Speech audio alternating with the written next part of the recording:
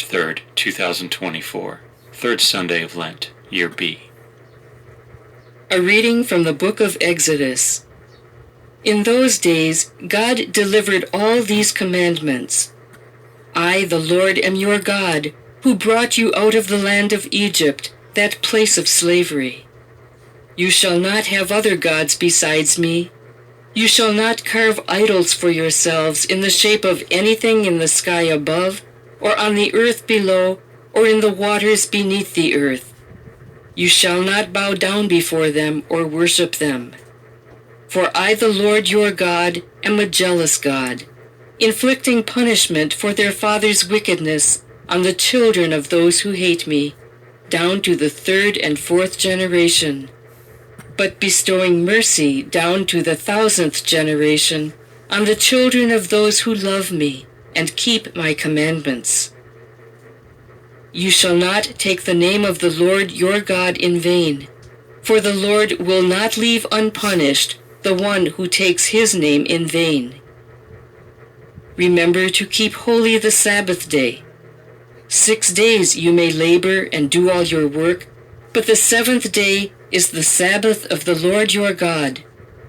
No work may be done then either by you or your son or daughter, or your male or female slave, or your beast, or by the alien who lives with you.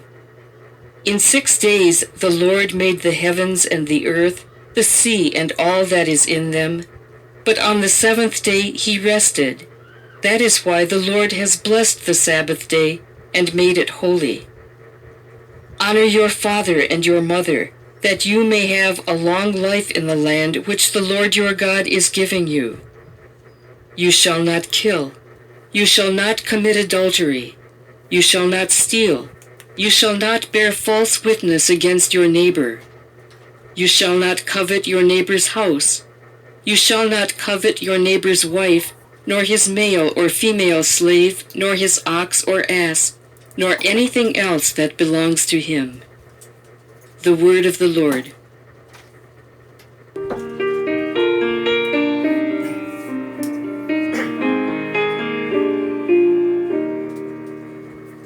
Lord, you have the words of everlasting life.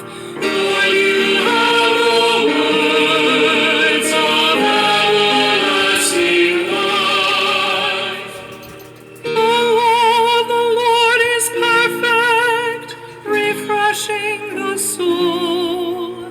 The decree of the Lord is trustworthy, giving wisdom to the simple.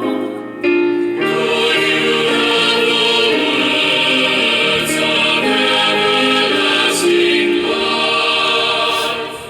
The precepts of the Lord are right, rejoicing the heart. The command of the Lord is clear, enlightening the eye. Lord, you have the words of everlasting life. The fear of the Lord is pure, enduring forever. The ordinances of the Lord are true, all of them just. Lord, you have the words of everlasting life. They are more precious than gold, than a heap of purest gold. Sweeter also than syrup, or honey from the comb. Lord, you have the words of everlasting life.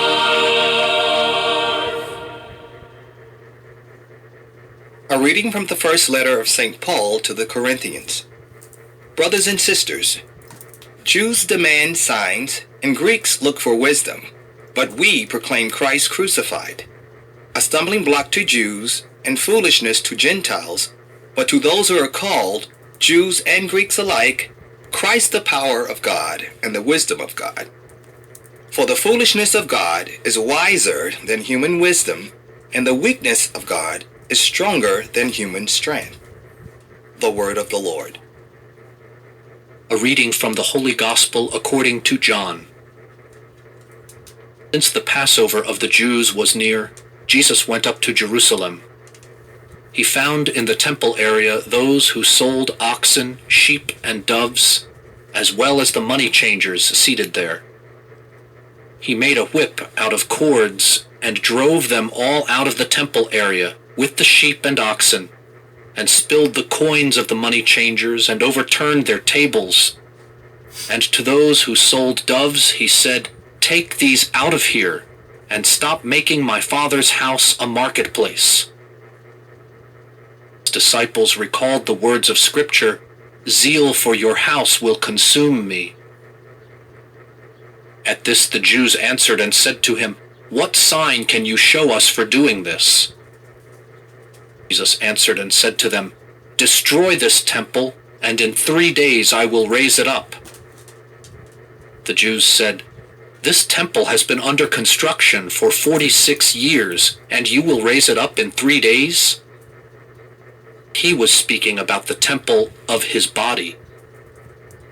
Therefore, when he was raised from the dead, his disciples remembered that he had said this, and they came to believe the Scripture and the word Jesus had spoken. While he was in Jerusalem for the feast of Passover, many began to believe in his name when they saw the signs he was doing. Jesus would not trust himself to them because he knew them all, and did not need anyone to testify about human nature. He himself understood it well.